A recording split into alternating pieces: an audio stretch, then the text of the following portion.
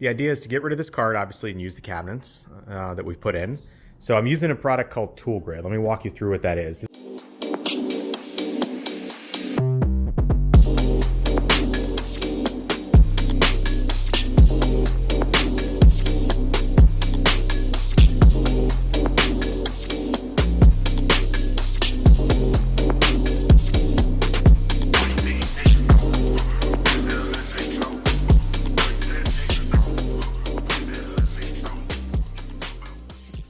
So this is the card I've been working off of for the last year or so. Around this same time last year, I went ahead and picked this up. It's definitely an improvement from what I had before, which was all the tools actually being in our basement, which is over there. It's not too far, but I had a workbench like way back at the back corner of it.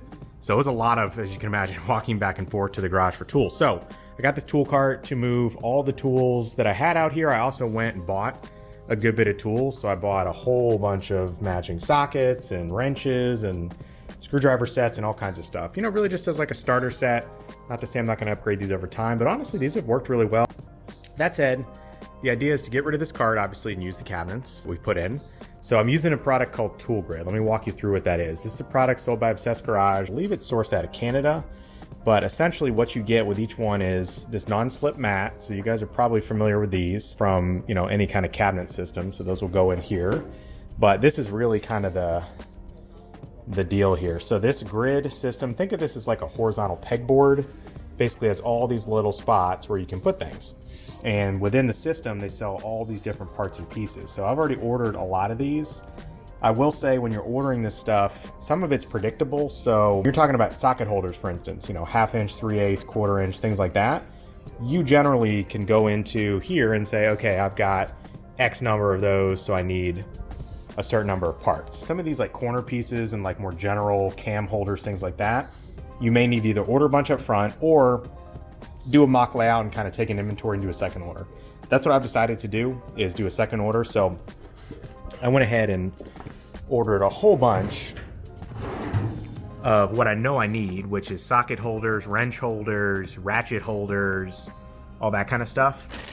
These are the screws you use. So once you put these in place, you screw these down and they stay in place. They sell all kinds of labels in terms of, you know, sizes and identifications, things like that. So my plan was I'm gonna go ahead and get everything I can down and then lay out the rest and just do one more order. We're gonna put things in these 6 drawers, obviously. I went with 6 total drawers here because, as I mentioned on kind of the overview, I don't have a whole ton of like tools. A lot of the stuff I have is detailing products like that, okay? And so I don't need as many drawers. I actually need a lot more cabinets for storage space, but 6 drawers should suffice. We'll see how it works out. We're gonna start in this first drawer, kind of check in throughout the process on that, just so you guys can get a sense of how this works, and then, you know, kind of show you the final product once everything gets in. Okay, so the first thing you obviously want to do is check your drawer sizes. These Tool Grid boards come in a variety of sizes from Obsessed Garage. Some are smaller, some are larger. I actually ended up ordering 2 separate sizes, so you can see some of them over there. So some of the smaller ones actually fit these, which was great. So those were a little cheaper. And then I ordered some of the larger ones for the 4 in the middle. So 6 boards total, but obviously you want to take an inside dimension of your drawer, length and width. What I came up with for this drawer was 22 inches by 16 and 5/8. So we're going to cut this non-slip mat with a scissors and place that down. And then we're going to take this and put it on the table saw, and really just like we cut the Swiss tracks, we're going to use a table saw to cut this.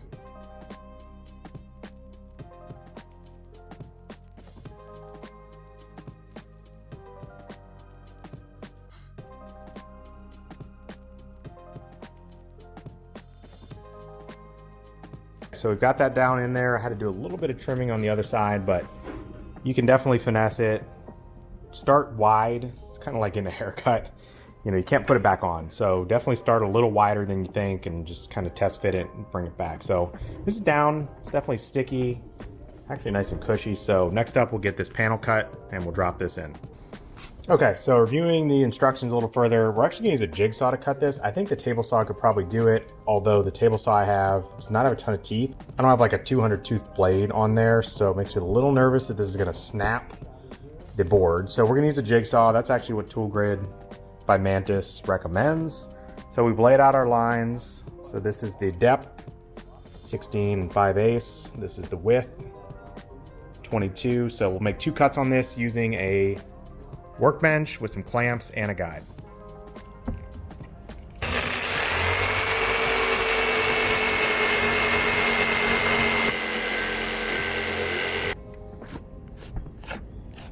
This is actually pretty easy to cut freeform, so I didn't use a guide on that. And I would say you may just want to cut it freeform just so the guide doesn't get in your way. But the other thing I'll tell you, this has like a tendency to cheat right. It's kind of strange, but you actually have to push the blade left if you're cutting it, say, this orientation. For what it's worth, the plastic kind of wants to move your blade. So just be aware of that. Apply a little bit of leftward pressure, and you get a really nice straight cut. So we'll go test fit this in the drawer, and then we can get to organizing. So the fit on this is really good. I put the cut edges obviously towards the back so that you've got the front. I also oriented that for what it's worth just with the logo, but really like that. Fits very nicely, very secure. Once this is loaded down with tools, I can tell this is gonna really stay in place and not go anywhere. Making some progress. So we've got all the sockets and socket extensions that were in this drawer out. Now, one thing I just want to kind of point out, I mean, this took up a decent amount of space in this, a whole drawer here, over half of this.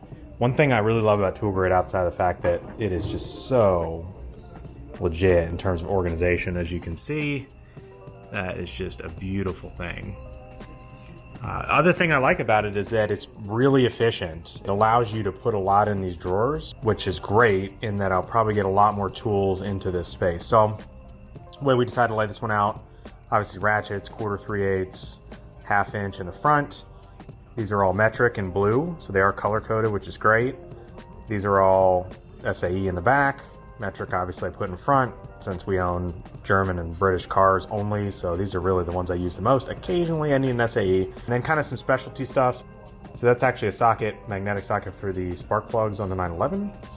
These are just some unique, what they call triple square bits that I put here. These are all adapters, so 1/4 3/8, 3/8 to 1/2, etc. Angled pieces, things like that. And then these are all extensions, and then these are all deep sockets for wheels or oil caps. So that's just how I chose to lay it out, but you can kind of see how easy it is to organize and group. Now, to do this drawer probably took me 30-45 minutes. The beauty of this is you can take these pieces with these little pegs and really kind of play around with the layout and easily move stuff around, get it exactly where you want it, and then I'll come back and screw all this down and make it even sturdier. I mean, it's still pretty sturdy, obviously. It's not going anywhere as you open and close the drawer, but we'll screw all this down with the screws we got. Once you're happy with the layout, and then, like I said, the real beauty of this is long term, if I decide I'm gonna switch out these ratchets, let's say I decide I'm gonna get some sonic ratchets or something like that, I'm able to pull these out, and if I need to, extend these handles because they're a little longer, a little shorter, I can just move all this around, just take these screws out. If this were Kaizen foam or foam inlay, things like that, it's like a $50 piece of foam that I gotta trash, basically because I've got, 3 socket wrenches that I decide to change out. So very versatile, very adaptable. This is especially good if you plan to grow your tool set, tweak your tool set, upgrade, kind of grow into certain tool lines. So this drawer's done. We're gonna continue to work on this project, but just want to give you guys a sense of what this thing looks like when it's finished. Making some progress on the tool grid. One thing I just wanted to check in and kind of point out as a strategy, I would say tool grid's incredible. It's a little bit challenging to figure out what you need and how many you need and things like that. So let me walk you through something that I decided to do. Make it a little bit easier. Maybe it'll help you out too. So as I was saying, these drawers are pretty easy because you know how many sockets you have, you know how many socket wrenches you have, extensions you have. You also have a pretty good handle on wrenches and how many you've got and what kind. So those are pretty easy quantities to figure out, order your parts online. The rest of it's pretty challenging. Screwdrivers are pretty straightforward, but start to get more into that territory of how many you need and whatnot. When you start to get into all kinds of miscellaneous stuff, boxes of stuff, miscellaneous parts that would go in a container, longer pieces like these trim pullers, all kinds of things, pliers, you name it. my opinion, the best thing to do is to get everything out. So I've been emptying out this entire tool cart. I'm gonna take these T-handles out next and just kind of like lay it out. And it'll just give you like a visual sense of what you have. And then you can go on ToolGrid's website, take a look at how they've laid things out, and go on Obsessed Garage, which is where I'd recommend you order everything, and over order a little bit, especially on like the universal holders, the small, the medium. Just order like a bunch of those. On the containers, I ordered enough to basically fill up like an entire drawer. I'll probably have one drawer that's just a bunch of containers of various sizes for like little parts and pieces and things like that. So for what it's worth, I've just kind of said, okay, I'm going to lay everything out. I've got a bunch of tools that I need to lay out on the rest of this counter here, and just take stock and then go to trying to figure out which pieces you need to order. So I think you're going to do 2 orders. One is going to be an initial order of sockets and wrenches and all the stuff that you know you have. The other might be needing to empty out an existing toolkit and place a second order. But no big deal, especially with quick shipping from Obsessed Garage, or most of these other places are pretty quick as well. So we're gonna get that in motion, get another order going, and then we'll be able to wrap this up. Made some progress on laying out the tools. So this is what I was talking about. You know, I've laid out literally everything I plan to put in these cabinets that's not already in one of these drawers. And that's gonna allow me to go through and do an actual inventory. As an example, plier holders come in a medium and large size. So I know I need, 1, 2, 3, 4, 5, 6, 7, 8 mediums probably. And then maybe just 1, 2 larges, and then another 3 mediums here. So 11. So it just gives you a chance to like see everything visually. And that way you can go on the website and order, all the little parts and pieces. If you over order, it's no big deal, but I just thought this is a really helpful way to do this, put it all on a counter and order from there.